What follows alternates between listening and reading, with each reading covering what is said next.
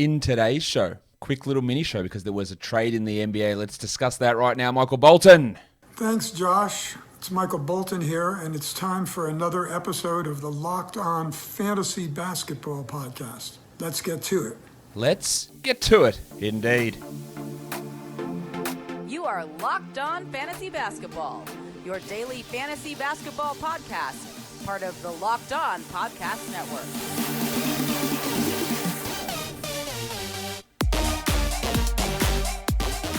Hello and welcome to the Locked On Fantasy Basketball Podcast, brought to you by Basketball Monster. My name is Josh Lloyd and I am the lead fantasy analyst at basketballmonster.com and at Yahoo Sports Australia. And you can find me on Twitter as always at redrock_bball and on Instagram at Locked On Fantasy Basketball.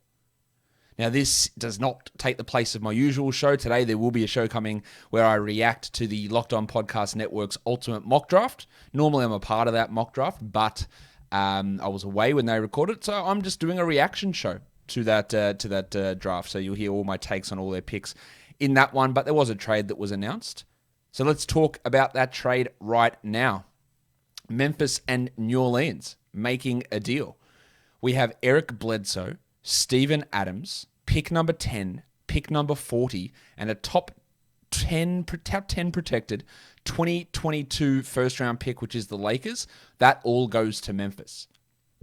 In exchange for those guys, Jonas Valanciunas, along with pick 17 and pick 51 going to New Orleans. So, a couple of things here. Valanciunas was Memphis' best player last season. So that's an obvious issue for them there. They pretty clearly, from the intel that we're hearing, have someone in mind at pick number 10. It appears to be Josh Giddey, which I like. I think Giddey's a better player than pick number 10, so that's all well and good. Eric Bledsoe moves in as the backup point guard, much better suited to his role. Steven Adams, I think, will fit a lot nicer in this team. Now, whether Adams is a starting center or not, I have no idea. Jaren Jackson played a lot of the five in the playoffs and played pretty well. They also have the cashier Xavier Tillman. They have Brandon Clark. I'm not exactly sure how well that's going to work out, and I think there still might be some things go on in that Memphis front court that we're not at yet. Like, we don't know yet. So, hard for me to say, well, there's a massive boost to Steven Adams, or it is a better situation for Adams, and in terms of just overall fit with the team and where he's playing. But if they do decide to go with more Jaren at center, or they play more Xavier Tillman, then it hurts Adams' minutes there. But if they go with a Jackson-Adams front court consistently, then it probably does help Adams out. I don't think that'll be the case. I think that Adams comes in and plays not a massive, not like a 30-minute role, maybe like a 23-minute role would be my guess, and that's going to put him out of value. Bledsoe, of course, had no value this year anyway. And as Ja Morant's backup, he'll only get a boost in value if Ja Morant goes down. Of course, that hurts the value of backup guards like Tyus Jones and DeAnthony Melton, but still a lot to happen there. And then pick 10, pick 40, that top 10 pick. So basically, Memphis traded up. They got an extra first-round pick, which won't be great. It'll be in the 20s, that Lakers pick most likely. They got an early second, which there is some value there, and they've cleaned up on those 30 to 40 picks with Tillman and Bain last year. They've done really well generally in that sort of later area of the draft. So I think they trust their scouting there, but they're taking on an extra bunch of salary in Adams and Bledsoe, two distressed assets. Giving up on Valanciunas is a curious one. We've talked a lot about Jaren Jackson in the past, saying that, I think his best position is center. I think he's going to be a really good fantasy player.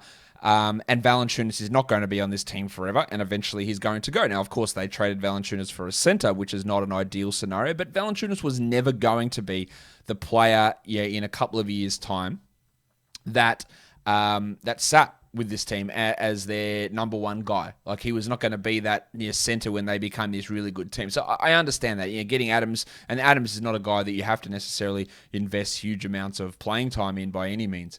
But it is, he is someone that just gums things up a little bit. As for Valanciunas in New Orleans, I love it for him. I think it's a great fit next to Zion. It obviously hurts any hope of Jackson Hayes stepping up. But Valanciunas should be really, really strong this year. Probably does lose some usage with Zion around and Ingram around, but still is going to be really good. Now, what happens with the guards is really interesting. I think there was zero chance Bledsoe was going to be a starter this year anyway. But we still don't know. The top 3 guards on this team really last year were Hart, Ball, and Bledsoe. And they could all be gone. Bledsoe's gone. Hart and Ball are both restricted free agents. There is a ton of cap space now opened up by the Pelicans, whether that's to match a Lonzo Ball deal or it's to bring in Kyle Lowry, which is something that seems to be gaining steam. There is also plenty of talk that one of the issues that David Griffin had with Stan Van Gundy was that he wouldn't play. Well, he should have started Nickeil Alexander-Walker and Kyra Lewis. They should have been the starting backcourt. Now, obviously, moving on from Bledsoe and maybe moving on from Ball clears the path for those things to happen. Now, you know that I'm being big on Kyra Lewis especially, but also Alexander Walker, and there is a real chance for those guys to step into bigger roles. There is no point guard coming back in this deal, but again, we still have to wait to see what happens next week with Lowry and Ball to make a real guess on that. But I think overall, it does put the chances of Alexander Walker and Lewis being impactful this year have gone up.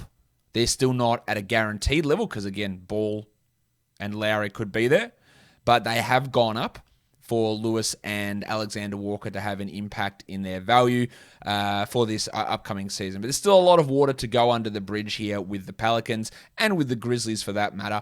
So let's recap the trade once more. Eric Bledsoe, Steven Adams, picks 10 and 40, along with a 2022 top 10 protected first-round pick from the Lakers goes to Memphis, while the Pelicans get Jonas Valanciunas, pick 17 and pick number 51. So just a quick little video there on that trade. Let's see what happens. It's going to be a wild time in the NBA for the rest of this week, guys. Don't forget, subscribe to this channel. Hit the thumbs up. Hit the notification bell. Drop your comments. Tell me what you thought of this trade down below. Guys, we're done here. Thank you so much for watching, everyone. See ya.